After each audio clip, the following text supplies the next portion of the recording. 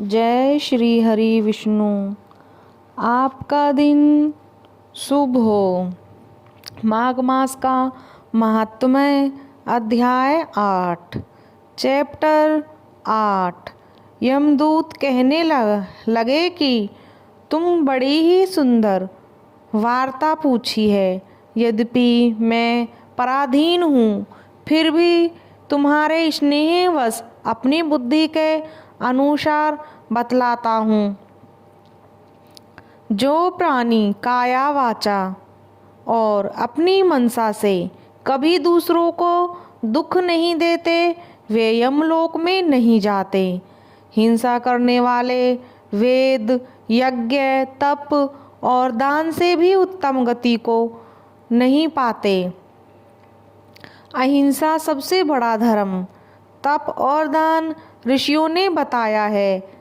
जो मनुष्य जल या पृथ्वी पर रहने वाले जीवों को अपने भोजन के लिए मारते हैं, वे कालसूत्र नामक नरक में जाते हैं और वहाँ अपना मांस खाते हैं और रक्त पीप पान करते हैं तथा पीप कीच में उनको कीड़े काटते हैं।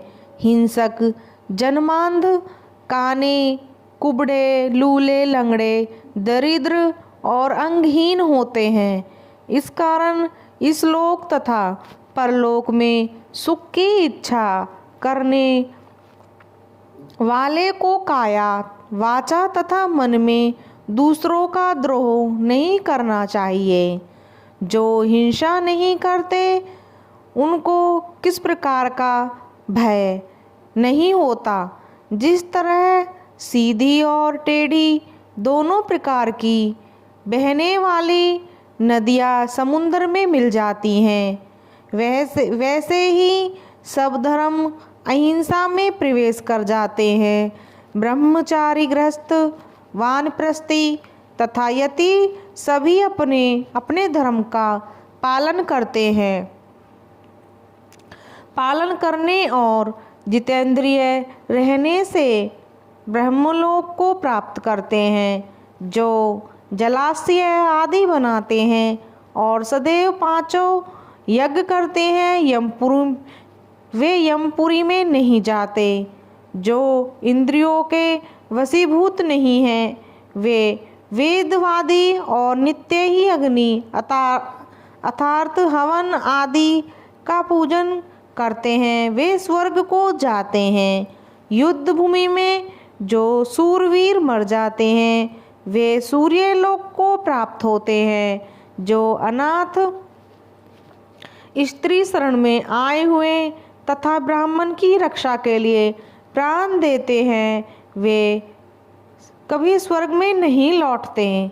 जो मनुष्य लूले, लंगड़े, वृद्ध, अनाथ तथा गरीबों का पालन करते हैं, वे भी स्वर्ग में जाते हैं। जो मनुष्य गोमाता के लिए पानी का आश्रय करते हैं तथा कुओं, तालाब और बावड़ी बनवाते हैं, वे सदैव स्वर्ग में निवास करते हैं।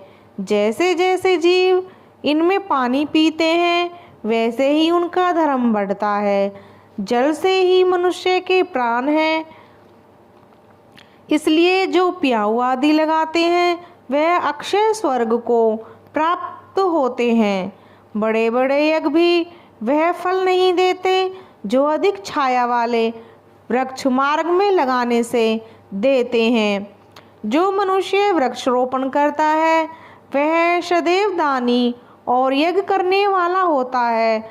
जो अच्छे फल और अच्छी छाया वाले मार्ग के वृक्षों को काटता है, वह नरकगामी होता है। तुलसी का पौधा लगाने वाला सब पापों से छूट जाता है। जिस घर में तुलसी वन, वह तीर्थ के समान है और उस घर में कभी यमदूत नहीं जाते। तुलसी की सुगंध से पितरों का चित्त आनंदित हो जाता है और वे विमान में बैठकर विष्णु लोक को जाते हैं। नर्मदा नदी का दर्शन, गंगा का स्नान और तुलसी दल का स्पर्श, यह सब बराबर फल देने वाले होते हैं। हर एक द्वासी को ब्रह्मा जी भी तुलसी का पूजन करते हैं। रत्न, सोना, फूल तथा मोती की माला के दान का इतना पुण्य नहीं है जितना तुलसी की माला के दान का है। जो फल आम के 1000 और पीपल के 100 वृक्षों को लगाने से, वह तुलसी के एक पौधे को ही लगाने से होता है।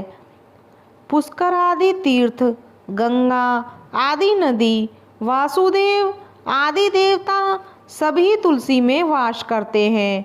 जो एक बार, 2 या 3 बार रेवा नदी से उत्पन्न शिव मूर्ति की पूजा करता है अथवा स्फटिक रत्न के पत्थर से आप निकले हुए तीर्थ में, पर्वत या वन में रखी हुई शिव की मूर्ति की पूजा करते हैं और सदैव ओम नमः शिवाय मंत्र का जाप करते हैं, वह यमलोक की कथा भी नहीं सुनता।